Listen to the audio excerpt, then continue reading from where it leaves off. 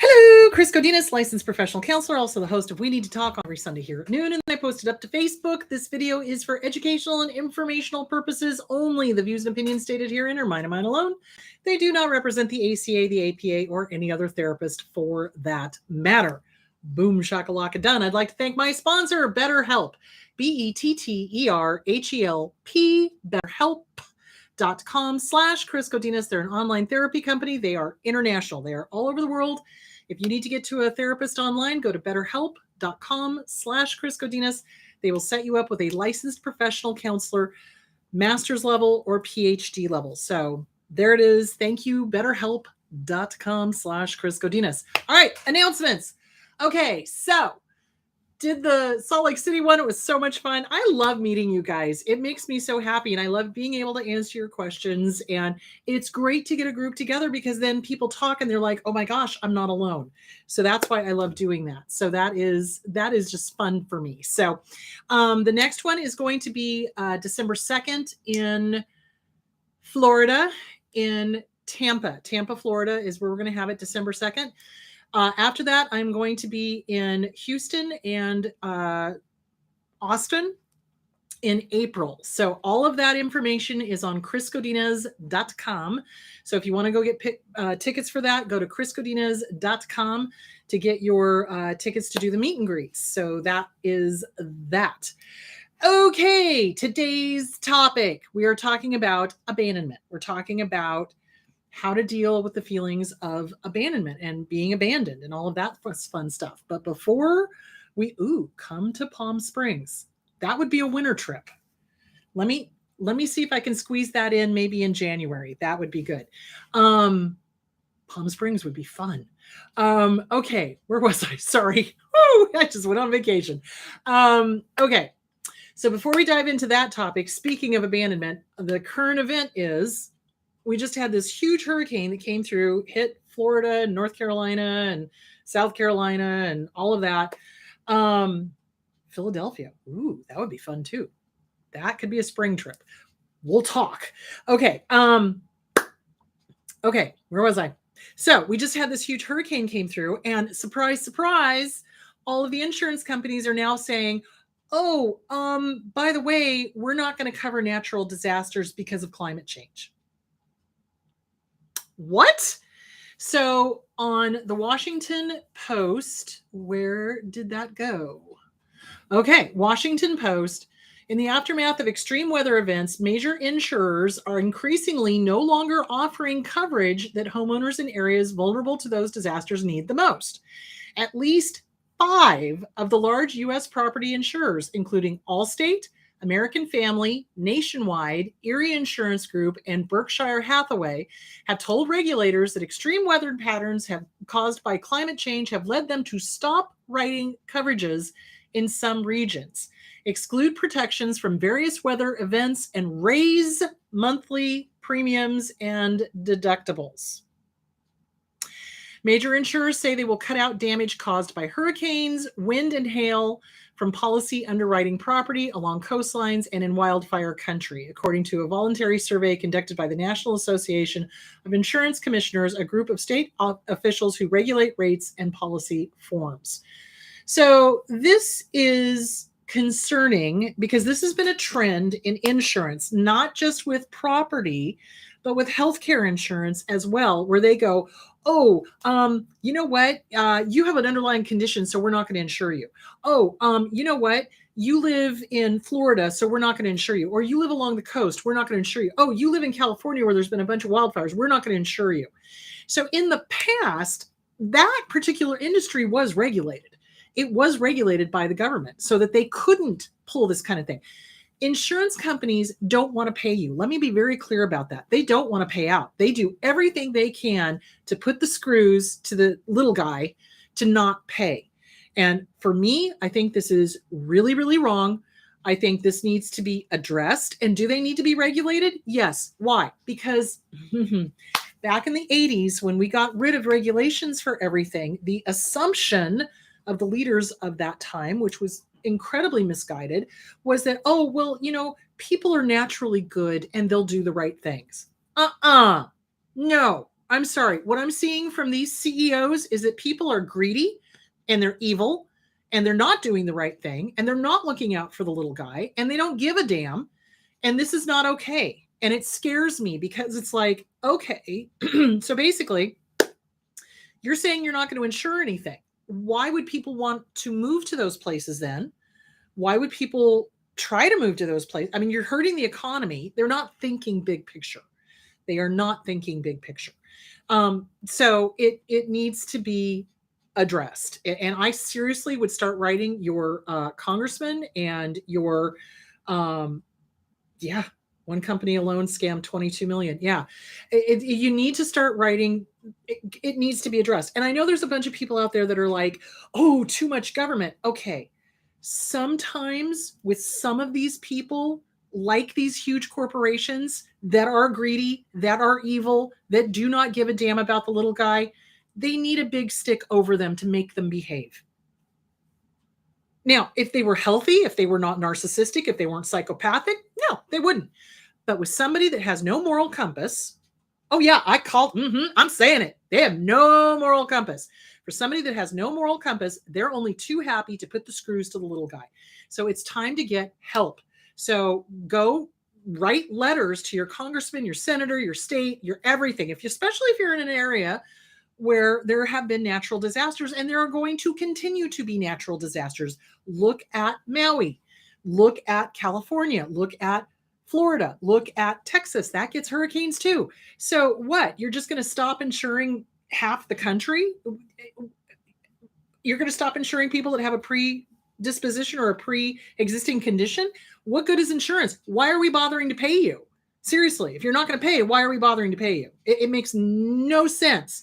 So I seriously encourage you to get a hold of your senator, your representative, your whoever, and start raising the alarm. This is alarming. I am alarmed. I don't own property in any of those places, but dear God, it's like, can you imagine somebody who spent all of their hard-earned money and bought a house to retire in, and then something comes through, and then the insurance company capriciously goes, oh, by the way, we're just not going to cover that.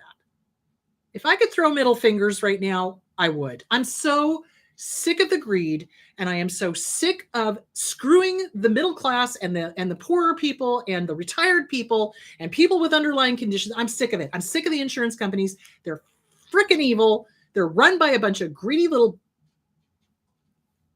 you know what I'm saying, and it begins with M and ends with effers.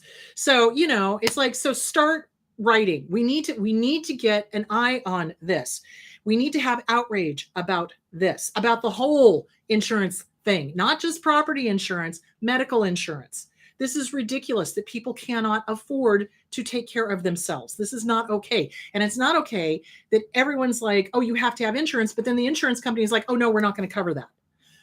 And did you know that a lot of insurance companies will not cover mental health things? So, for example, for the longest time, a lot of them don't cover couples counseling. A lot of them don't cover sessions longer than 3 to 6 sessions. That's it. I have never had anybody do 3 to 6 sessions that had major trauma, major depression, major anxiety, et cetera, et cetera, et cetera, and be okay by the end of the 6th session.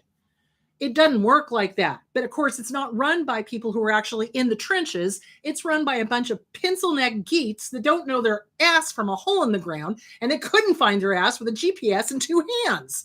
So that's who's running the insurance company. And they're greedy, and it needs to stop. So there it is.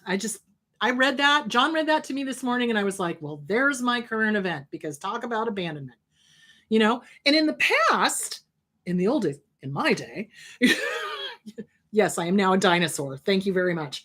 In my day, it was like you had insurance, it covered you. That's why you had insurance, so that you had a safety policy in case something went south. And now it's like you pay this ridiculous amount of money into these places and they grab it all and go, yeah, we're not going to give it back. Have fun with that. You know what? My wish is for karma to just smite all of them. I'm sick of this greedy, amoral, no moral compass, not a conscious thought in their head about how this is affecting the little guy. It just, And then they wonder why people have to go see mental health counselors. Gee, I wonder why. Stress level up to here. So anyway, there it is. Write your congressman, write your representatives. We've got to put an eye on this. They're going after property, but they're also going after medical. And I'm not okay with any of that. I'm not okay paying a corporation that pays their CEOs millions of dollars a year. And then they're saying, oh, well, we're not going to cover this. We're not going to cover that. We're not going to cover you for what you bought the insurance for. I really have a problem with that. So anyway, there that is. Okay, let's talk about abandonment. All right. So almost all of us who have been raised by narcissists and malignant borderlines have a sense of abandonment. So our caregivers are the ones that handed us that lovely, awful feeling of abandonment. So with caregivers, and then of course, if we got involved with a narcissist or a malignant borderline, and they abandoned us as well, we abandoned ourselves, we come out of it, we start working on ourselves, we have this horrible, awful fear of abandonment. We have this horrible, awful fear of being alone. We have this horrible, awful fear that we are not good enough. So all of this goes back to the caregivers. So if we had caregivers who abandoned us emotionally, they may have been there physically. I mean, my dad was there physically. I wish he wasn't, but they weren't there mentally. They weren't there emotionally. They wanted nothing to do with us. That tells the kid, you're not worthy. That tells the kid, I can't be bothered. My dad actually said that sometimes. Who the holy hell says that to their kids? Somebody who is effed up and dis-freaking functional. That's who. So they were not there. They were not there. They were not there mentally. They were not there emotionally. They may have been there physically, but you know what? They're not there. So that tells the kid they're not worthy. That tells the kid, oh, well, how come they're not paying attention? Well, I must not be good enough. Okay.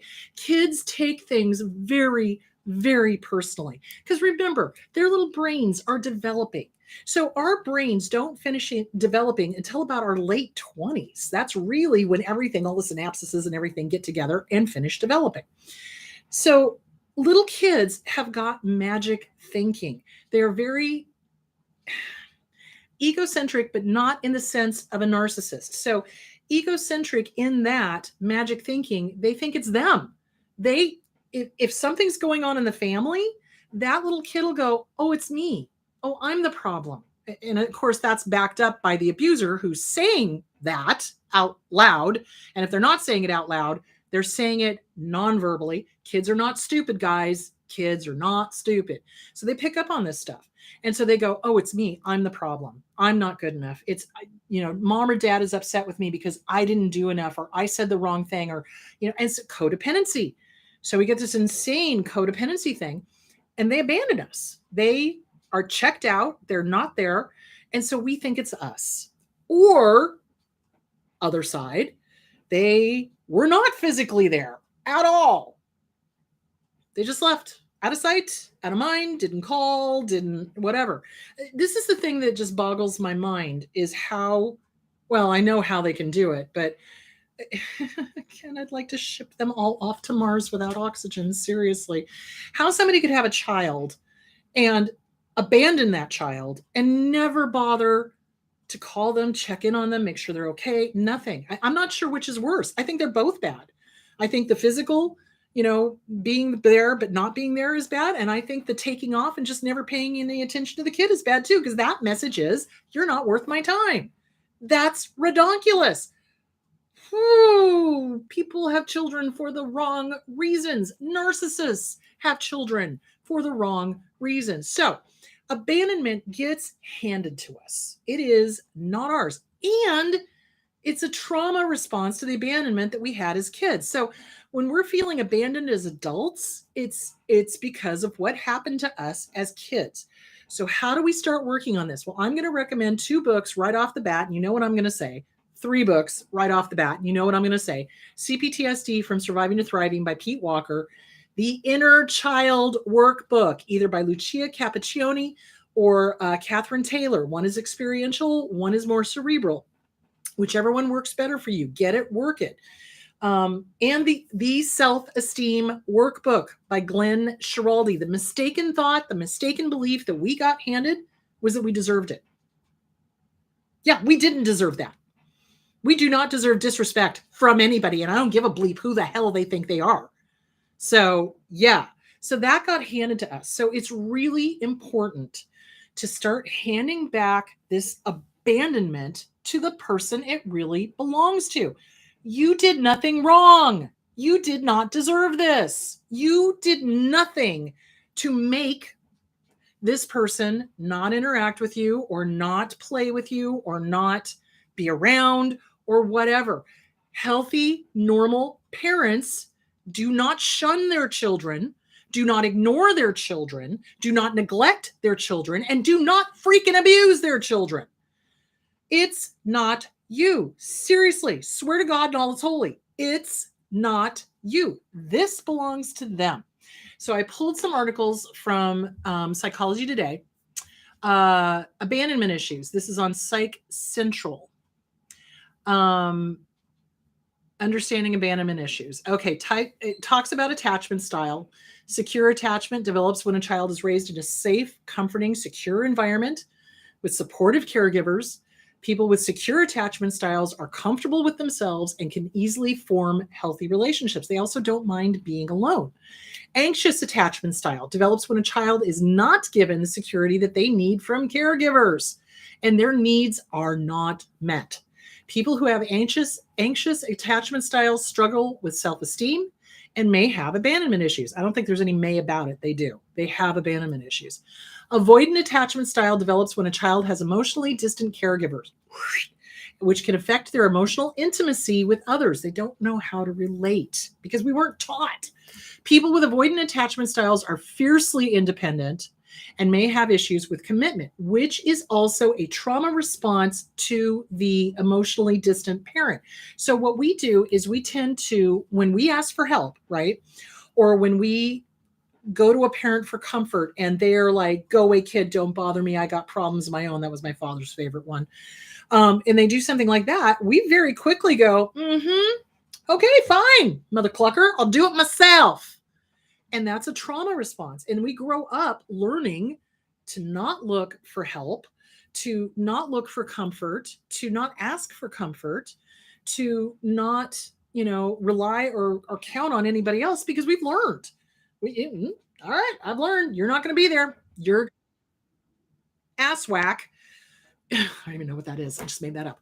You know what I'm saying? It's like you're gonna be a jerk about it. So okay, fine, mother clucker. I'll do it my own damn self. I don't need you. I don't need anybody. Screw you.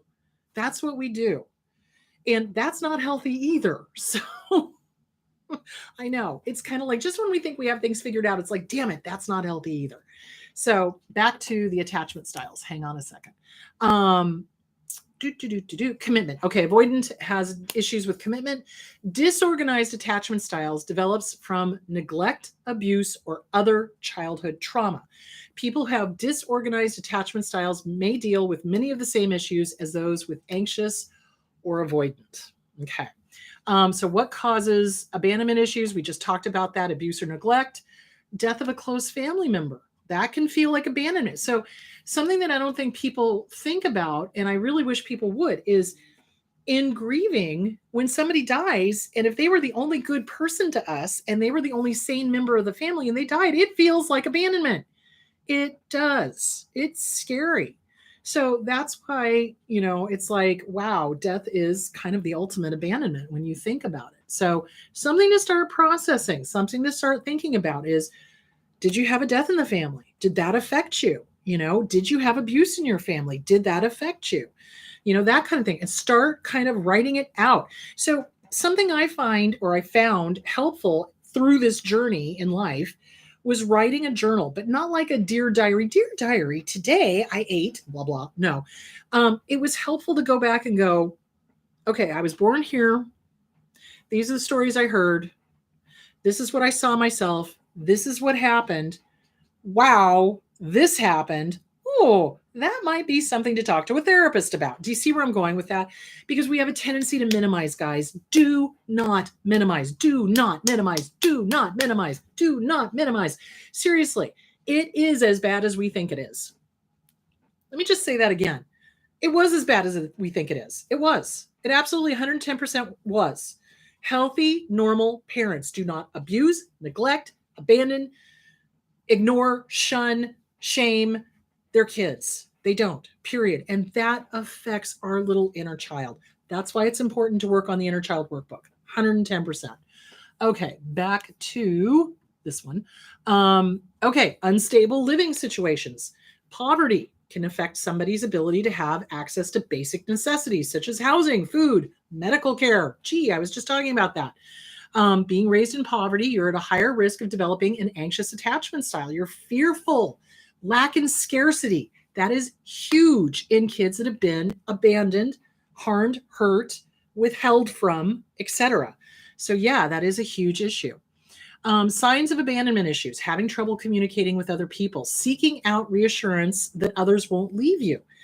I remember when I was a kid asking my mom all the time, do you love me? Do you love me? Do you love me? Because I didn't trust it.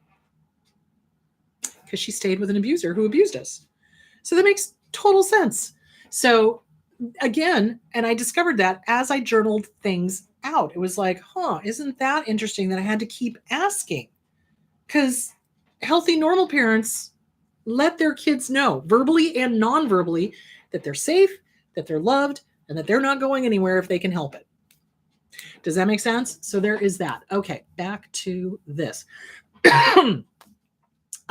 You find yourself unable to fully trust your partner. You try to constantly get attention from your partner. You quickly jump from one relationship to another. That's a fear of intimacy. I had that question came in earlier this week, is why am I afraid of intimacy? What is driving this? I'm like, well, it's probably childhood issues. So intimacy is not sex. And I think people often mistake. So it's really, intimacy is emotional. Real intimacy is emotional. It's, opening yourself up and being real and authentic and you. And there's a fear of rejection, 110%. Why? Because our original caregivers rejected us for being real. You where I'm going with that. So there is that. Okay, hold on. Let me get back to this. Intentionally sabotaging your relationships, finding yourself or forcing yourself to stay in unhealthy relationships. And that has to do with codependency. See, this is the thing. Our caregivers, I put that in bunny ears, if they were disordered, if they were abusive, if they were neglectful, if they were abandoning, et cetera, et cetera, et cetera, they handed us all of this absolute doo-doo that was not even ours. Okay. So like codependency issues, trying to fix people, staying in a bad situation, whether that's a work situation or a relationship situation or a family situation, because, it's your job to fix it. No, it's not. No, it's not. The only person you can fix is you. That's it. That's as far as it goes. So yeah, they handed us all of this stuff, all of this abandonment issue, all of this sabotaging, all of the staying in unhealthy relationships, being fearful of intimacy, anxiety. They handed us the anxiety. Signs of abandonment issues in children. They may have separation anxiety. They may have a lot of fear, and fear of weird things, and it's really important to pay attention to that. Coping with the fear of abandonment. So here we're going to get into how to cope with it. Therapy. Go get with a good trauma therapist that understands abuse, that gets that narcissists are not just mistaken. I swear to God and all that's holy, if I hear of one more freaking therapist telling their client, they had issues. No hall pass. Healthy, normal people. Healthy people that do not have a personality disorder do not use their past as an excuse to abuse the living crap out of anybody, period. So these therapists that are apologists for narcissists or abusers or neglectors, please remove yourself from my profession. Really, do me a favor. Don't get me started. Okay, therapy with a damn good trauma therapist. DBT can be very helpful with this. Emotionally focused therapy, EFT, can be very helpful with this. CBT, cognitive behavioral therapy. What's the mistaken thought? What's the mistaken belief? Can be incredibly helpful with this. Journaling is very helpful to kind of help you understand where the hell did this come from? Paradoxically, okay, now this is the one from Psychology Today. This is 5 ways that fear of abandonment threatens relationships. So we have a fear of letting other people in, or we form quickly attachments, which is also not healthy. We have a history of just leaving relationships when it got too intimate. Now, that's different than leaving a relationship if it was abusive. That's completely different. Other thing, we fall for unavailable partners. So they're emotionally unavailable, or maybe they're physically unavailable. We fall for that because it's safer that way. In our little kid mind, it's safer to fall for somebody that can't really hurt us, even though it's a daily hurt because they're unavailable. It's a weird paradox. Fragile self-identity, poor self-esteem. Okay, so overcoming the fear of abandonment. Paradoxically, the ability to be alone is the condition for the ability to love. Let me say that again. Paradoxically, the ability to be alone is the condition for the ability to love. So you know yourself. You love yourself. You've worked on yourself. And being with someone is not a, oh my God, I have to be with somebody. And it's also not a, oh, okay, I'm gonna keep it at arm's length so I can control. No, it's neither one of those. What is feared most is also the antidote for overcoming a fear of abandonment, which is to be comfortable being alone. I can't tell you the number of clients I have when I'm working on this with them that tell me that they're terrified, like shaking in their shoes of being alone, of going out to a restaurant by themselves, of doing anything by themselves, because they fear being judged, they fear being looked at, they fear being talked about, and that's all the things that were happening in their family of origin. So baby steps. Go to a restaurant by yourself. I can guarantee you nobody is caring. Everybody is focused on their phones, or they're focused in their food, or they're talking to somebody else, or whatever. I go to restaurants alone all the time. It's fine. I didn't get that. Oh, yes, you did. Stop it, Siri. So you go to a restaurant by yourself. Try doing that, or go to the gym by yourself. Baby steps. And it is going to be terrifying. But then that's a great time to ask yourself, how old do I feel? What age am I working on with this fear of abandonment? What is this about? Who handed it to me? Who told me I would be judged, or who judged me? What is this about? Who is the abuser? Because a lot of times when I start working with clients, they'll say, oh no, I had no abandonment. I had a perfect family, blah, blah, blah, blah, blah. And then as we get going, they're like, well, my mother did do this. And well, Uncle so-and-so did do that. And I'm like, okay, that's abuse. Do you recognize the abuse? And we've minimized it. Don't minimize. That's the danger. Minimizing, denial is dangerous. It keeps us stuck, like really stuck. So work on all of that. Okay, hang on. Where was I? Okay, there I am. Okay.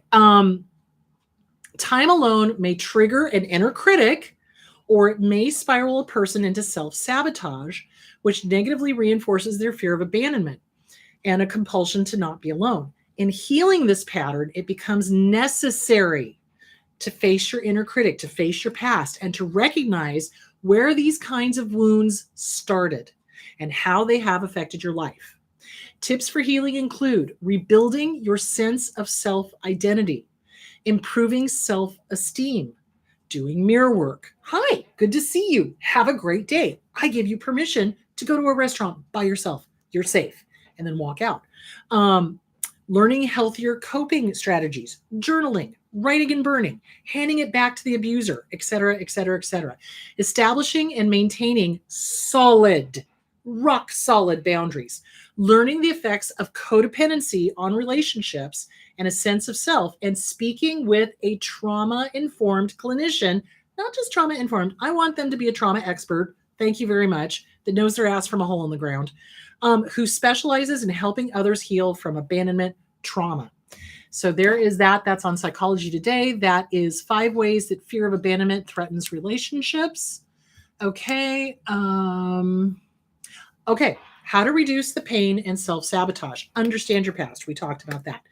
Take note of your triggers. When do you get triggered? When does this happen? Now, something that sticks out vividly in my mind is my mom left me asleep in the car while she went off shopping. And I woke up and nobody was there. And I was panicked. I couldn't have been older than maybe 4 or 5. And I remember getting out of the car and walking into the drugstore. And I said, is my mom in here? Because we lived in a small town. And they're like, oh no, honey, she's not in here. Why don't you just go back to the car and wait for her? And I remember vividly being terrified she wasn't going to come back. You can't do that to a kid. So as an adult, if John and I are somewhere and it's really crowded, like this happened in Costco one time, he wandered off to go look at something and I turned my back and I was looking at something else and I turned around, he was gone. And I immediately was transported straight back to being a 4-year-old, totally panicked, totally fearful, irrational. I know that. But it was like, holy cow, here now, the amygdala, fight, flight, freeze, or fawn. Here now. Had a total panic attack. And when I found him, I was literally hyperventilating, because it was like, that totally took me right back to being a 4-year-old in a car, not knowing where my mom was. So yeah, note your triggers. When someone is, in your opinion, a bad texter, when you don't hear from someone, when it feels like someone isn't paying attention, when you feel cynical or pessimistic about love, what are your triggers and why? That's the really important thing. It's great to know what your triggers are, but why? Why? What is happening? What happened in the past to create that particular trigger? The triggers just don't happen out of the blue. There is something, some event, some traumatic event in the past that happened that's affecting your present. And that's why it's important to work on the abandonment issue. It's important to work on that so that, if you do lose sight of your spouse in Costco, you don't turn into a 4-year-old and start hyperventilating. I have gotten better since then. I still may hyperventilate a little bit, but it's something to just kind of go, okay, this has no power over me anymore. I'm not 4. And you literally have to self-soothe and you have to remind yourself, because the amygdala's like, no, you're 4 years old. You're in a car. You don't know where your mom is. Oh my God. Seriously. So you have to remind yourself, no, I'm not 4. I am safe. It is okay. I'm going to survive. It's all right. That kind of thing. So, okay. Back it up, back over here. Look for signs in your behavior. Notice when you feel anger, resentment, worry, or panic, and what you do when you have those feelings. And more importantly, when did you have them as a kid? When did this happen before? Write it out. Get with a good trauma therapist. Work on yourself. For people coping with abandonment schema, it can be very hard to have faith in the world that it will give you what you need. But starting at an early age, you may have had a hard time developing self-esteem and self-care outlook and habits.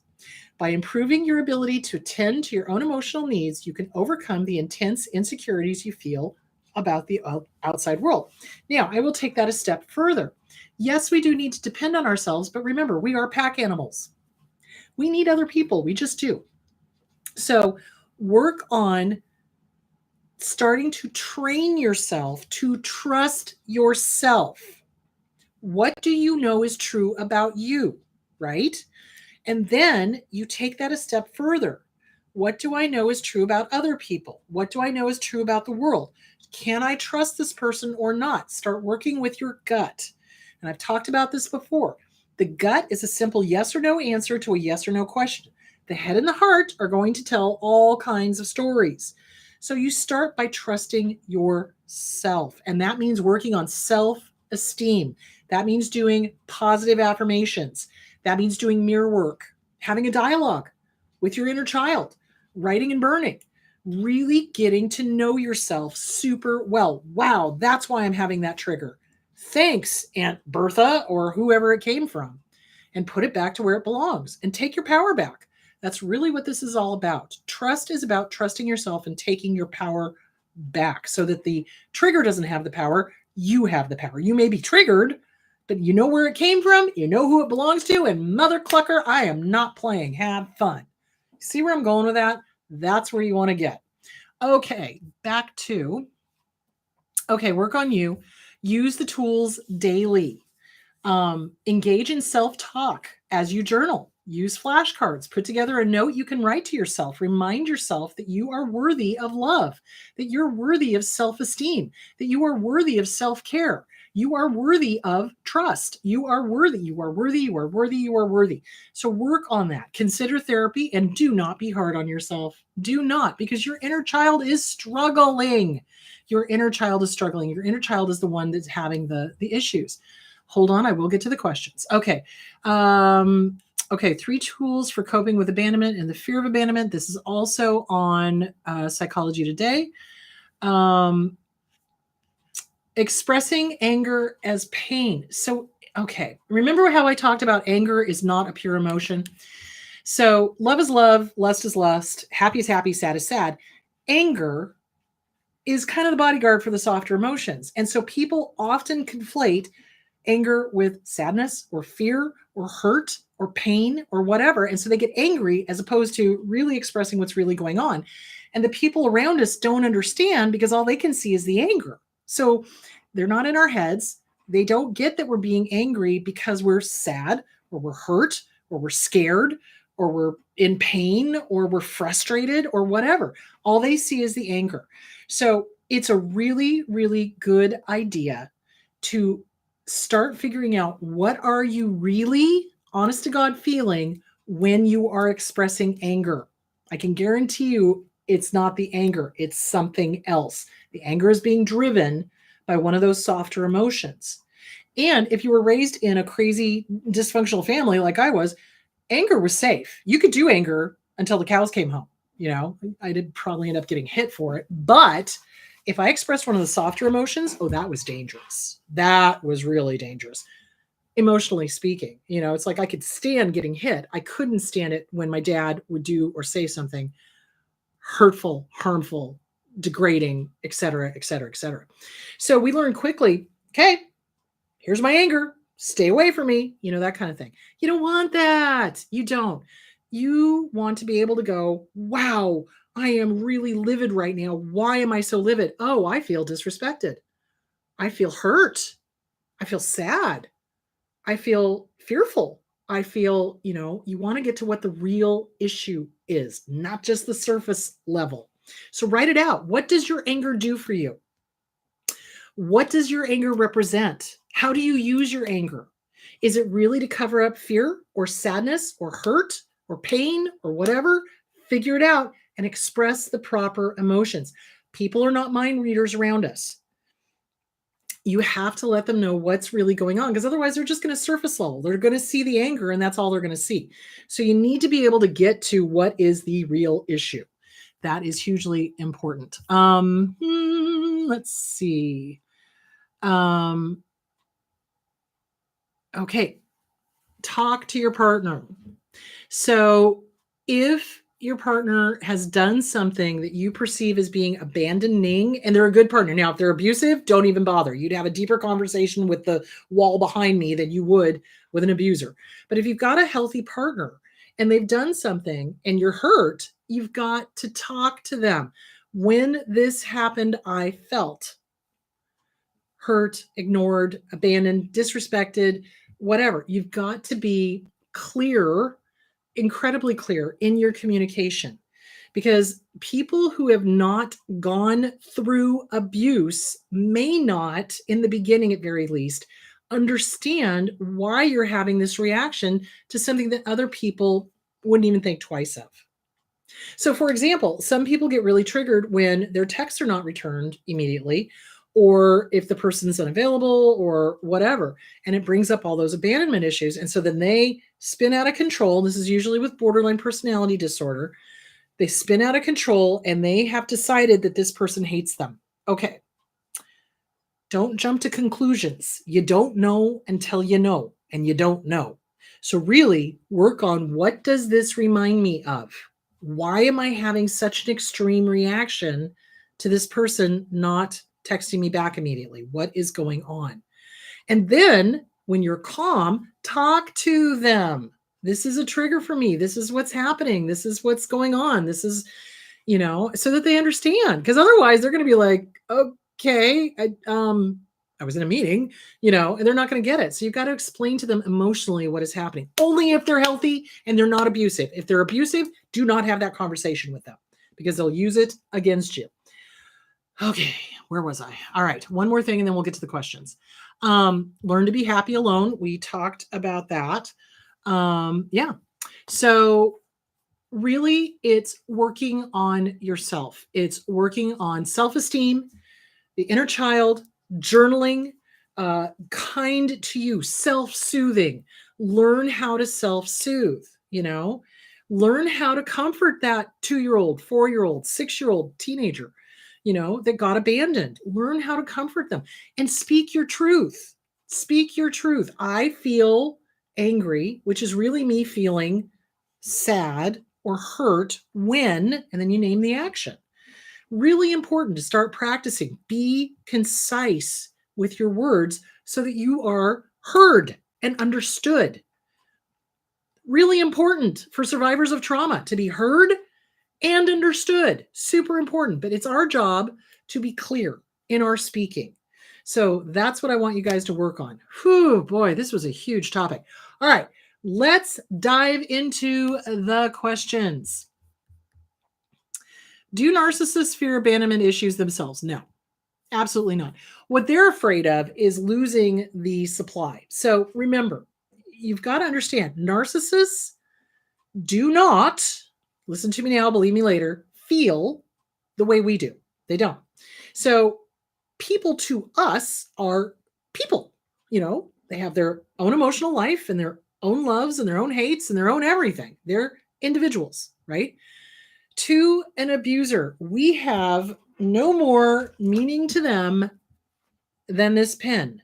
Literally, people are objects to them to be used. And when this pen runs out of ink, i.e. narcissistic supply, like we've had it, we're not giving them supply anymore, they toss us. They're not afraid of losing us. They're not afraid of being alone. They're afraid of not having somebody stroke their ego. And that is way different than being fearful of abandonment, because it's all ego. You got to understand, listen to me now, believe me later. When you are dealing with either a psychopath, a narcissist, a Machiavellian dark triad, you are dealing with somebody that is 110% ego. There is no there. There is no empathy. There is no emotions, really. I mean, they do anger really well. They do manipulation really well. They can turn on the crocodile tears really well. But they don't have a moral compass. They don't have empathy. They don't really, truly care what they do to another human being. You and I, if we hurt somebody, we go, oh my God, I am so sorry. Please let me make amends. I did this. I acknowledge it. I own it. How can I fix this? That's what a healthy human being does. A narcissist doesn't care. They don't care about being abandoned. They'll just find another one. Seriously, we have no more meaning to them than a pen. We are objects to be used by them. They're fearful of not having supply, but they are not emotionally fearful of losing somebody. If they were, they wouldn't act like asshats. So there that is. Okay. My late narc mother abandoned all of her children, yet was raging and screaming if we didn't pay her enough attention when we were adults. So that's not emotions, that's supply. So what I see with narcissists is that they will abandon their children. They will treat their children horribly. The kids finally have enough, wash their hands, are done. And then the narcissist goes into the whole covert narcissism, which is the, oh, poor me, I birthed you all and you don't come to visit. I'm so abused. Oh, please. So they do. They will switch back and forth between the different types of narcissism in order to get their supply met. And if they can't get it from the kids, they'll get it from the community at large and pretend to be this sweet little old person. How could my children just not come visit? Well, maybe it's because you're a troll and you're ugly and you're awful and you're abusive. There you go. And so they're communal narcissists. They play on the community. They, et cetera, et cetera, et cetera. So, meh. Anyway, that's what they do. And that's why they make a big deal about the kids coming to see them, because it's narcissistic supply. Again, old age homes are filled with collapsed narcissists that do not have the constant supply feeding their ego. And so they'll keep circling around to whoever they think they can get. They'll circle around to family members. They'll circle around to old friends, et cetera, et cetera, et cetera, churches, et cetera, trying to get that ego filled, which will never be filled because it's an abyss. It's an absolute black abyss of self-hatred. So there that is. Okay. I am constantly struggling to empathize with others, and I expect the worst in people because of trauma. Yes, totally to be expected. So hold on, let me address this before I try hard to empathize and I just can't. Why do I feel like that? So it's fear. It's fear. So if we've had an abusive childhood, we've learned really quickly not to trust. We've learned really quickly to be, what's the word I'm looking for? Skeptical, and to, arm's length kind of thing. So I would strongly suggest getting with a therapist and working on that. So trauma does restrict us emotionally. It does. It strangles us emotionally, sometimes physically, and so it's really important to work on all of that. It's really important to work on empathizing with other people. It's really important to work on trusting yourself first. That means working on Self-Esteem Workbook by Glenn Schiraldi, the Inner Child Workbook by Lucia Capaccioni, or Catherine Taylor, The Disease to Please, Harriet Breaker, and CPTSD from Surviving to Thriving by Pete Walker. All of those things need to be worked on in order to heal the trauma that you went through. Journal, write it out. Who betrayed you? Who betrayed you? Figure out who betrayed you. Write them a go screw you letter. Seriously. So, dear abuser, bleep the bleepity bleep bleep out of bleeping bleep you. You did X, Y, and Z. I'm not going to put up with it anymore. Guess what? You've impacted my presence. I'm not going to let you impact my future. I get to be empathic. I get to like people. I get to trust myself. I get to like myself. I do not have to be codependent. I do not have to be fearful of you. I do not have to have these reactions to these triggers. I can comfort my inner child. You know why? Because I say so. Because I'm the boss. You're not. Go pound sand. Barbecue, read it out loud once, burn it, let it go. But it's important to hand it back to them because none of this is yours. We do not pop out of the womb having trauma. They give it to us. Gee, thanks. Don't want it. Here it is. It's all yours. Bye-bye. You get to deal with it. Do you see where I'm going with that? So really important to do that. Okay. And we don't trust because we've learned not to. We've learned not to trust. By experience, it's like caregivers were not trustworthy. Oh my gosh, other people must not be trustworthy. But that's a flaw in logic. So it's kind of like that all or nothing thinking. Let's talk about that for a moment. So when we've had abuse, we have a tendency to, thank you, Heather. We have a tendency to have black and white thinking. We really do. Because that's what's kept us safe from the Looney Tunes that were our caregivers, right? So black and white thinking is all, nothing, good, bad, black, white. The world is not like that. The world is a plethora of colors and multicolors of gray. So it's really important to comfort that inner child. Hi, little one. I hear you. I see you. I get that you don't trust people. I get that you feel like everybody is untrustworthy, and that's simply not true. There are trustworthy people out there, but we have to trust ourselves first so that we know what trust is. And so that we have the self-esteem that if anybody is not trustworthy, that we can go, bye-bye, go pound sand, bye-bye now. Do you see where I'm going with that? So you want to work on that. You want us to work on the self-esteem. So yeah, we're going to have that. So it's working on trusting yourself. Mirror work. Hi, good to see you. Have a great day. I give you permission to trust yourself. Do you know you better than anybody? It's okay for you to know you better than anybody. And then walk out. Start working on that. Absolutely. Okay, where were we? Okay. Is it common for children of narcissistic parents to have great empathy for others, but not for the parents anymore as they are so abusive? Well, here's the deal.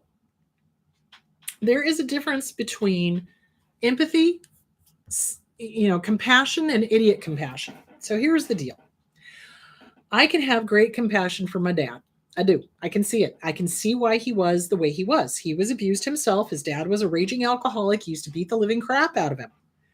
However, starting from age 17, I realized I can't fix him. I can't make him better. I can't change him. And if I stay in his life, or if he stays in mine, I'm going to get killed. He's going to hurt me. He's going to rape me. He's going to beat the living crap out of me. He's going to, something. I need to leave. So I can have compassion. I can see why he is the way he is. And also, you know what? I'm not interested. Bye. If you were not related to these people, would you have anything to do with them? Ask yourself that question. And if the answer is no, act accordingly. Once I moved from home, I would check in every once in a while, with my mom, with my dad. He very rarely, if ever, checked in with me because it's kind of like out of sight, out of mind. He was one of those narcissists that's like out of sight, out of mind. And that was just fine, and then he dropped dead. And do I think about him? Only when I'm doing this podcast, in order to help other people. Other than that, he really plays no part of my daily life, really. So it's a matter of working on yourself to get to that point where they're not a part of your daily life. They're not living rent-free up in your head. The opposite of love is not hate. It's apathy. It's like, okay, I don't care. How nice for you. Bye-bye.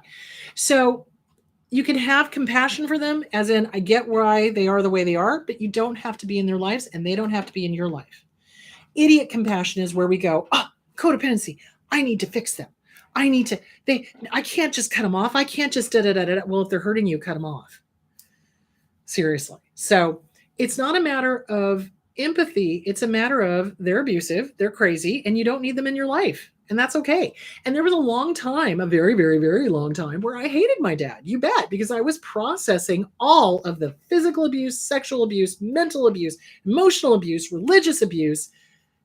You bet. So it's a process. So don't beat yourself up. Trust the process. Get with a good trauma therapist. Work through it. Journal. Seriously, that is what helped me, honestly, with the therapy the most, because I could get it out of my head. I could get it onto paper. And that does two things. It makes it real, number one. And number two, it makes it easier to process, because it's kind of like, oh, if I was reading this from a stranger, how would I feel? Whoa, that was heavy. That was real. That was a lot. So it kind of helps kick you out of denial, helps kick you out of minimizing. So I strongly encourage writing. So you can type it out. Some people like doing that. Old school, I like to write things out, because then I can dig the pen in as much as I need to when I get angry. But, do it however works for you. Or if writing is not your thing, do poetry, do singing, do art, do something that helps you process all of that crap, because it's not yours and you don't need it. Get rid of it. Let it go. Or, better idea, make money off of it. That's a great way to give the middle finger to the abuser. It's kind of like, oh, well, look at that. I just did this fabulous art piece because of you.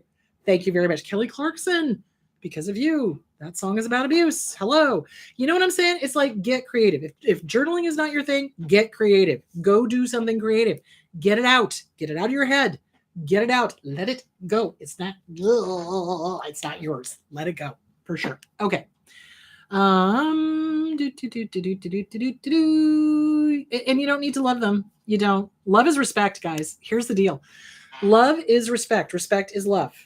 If they're abusive, they're not respectful, and they're not loving. You don't owe them jack diddly squat. You don't. So don't fall into that whole, Oh, but they're my parents. Oh, but da da da da da. So a lot of times, again, I know you've heard me say this a million times and say it a million more until everybody gets it. I've heard people go, "Oh, well, honor thy mother and father." The very next line is, "Parents, do not bring your children to anger." It's a two-way street. So if somebody's throwing religion at you and telling you you have to stay in a relationship with an abusive parent, otherwise God is going to hate you or whatever, it doesn't work that way. Seriously. And you want to question who that person is and what their motive is for wanting you to stay in a relationship with somebody who's abusive, whether they are a partner, a parent, a friend, a coworker, a boss, etc. There is something not right with that person. Does that make sense? Flying monkeys. Okay, so back to this. What attachment style do narcissists have? I don't think they fall into any of those categories. Again, view us as humans. They do not view us as people that have, an independent, full life. They don't care. It doesn't affect them the way it affects us. What they care about is literally me, I, more my genitals. That's it. They just want to get their narcissistic supply. That's their cocaña. That's all they care about. So their attachment style is the narcissistic attachment style, which is mirror the person, love bomb the person, make that person fall in love with themselves, basically, because they're mirroring the target of abuse back to the target of abuse. Target of abuse goes, oh my gosh, they're just like me. We're so similar. This is great. Oh my gosh, this is going to be great.